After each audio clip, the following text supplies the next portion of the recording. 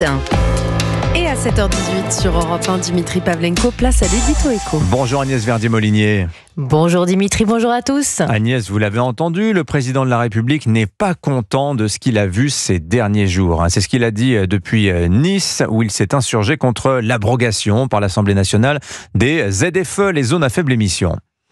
Et oui Dimitri, le président n'est pas content et il aurait dû pourtant s'attendre au rejet par les Français de ces zones qui excluent 78% de nos concitoyens sont contre les ZFE selon un sondage IFOP.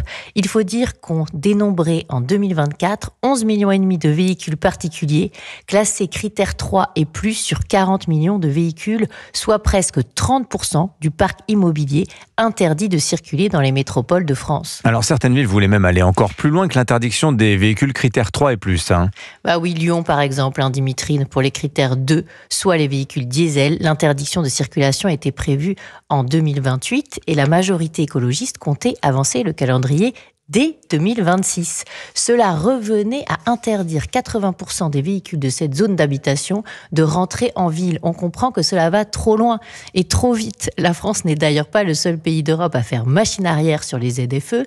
Depuis fin 2024, 11 ZFE ont été supprimés en Allemagne, à Hanovre, Mannheim ou Ulm par exemple. Tout véhicule peut désormais circuler et stationner, quel que soit son taux d'émission de CO2. Et il est vraisemblable, Dimitri, que les reculs vont se multiplier en Europe. Voilà, recul politique parce qu'il y a une sorte de prise de conscience du coût social de ces ZFE. C'est pas pour autant que la qualité de l'air va se dégrader dans nos grandes villes. Exact, Dimitri, c'est d'ailleurs pour cela que les Allemands ont supprimé leurs ZFE en constatant que l'Allemagne respectait toutes les normes de qualité de l'air de l'Union pour les polluants réglementés, à toutes les stations de mesure. Et si la France n'en est pas encore là, elle en est proche. Sans avoir besoin de la bureaucratie sans nom des ZFE et de leurs exceptions, les véhicules polluants vont effectivement sortir naturellement peu à peu du parc.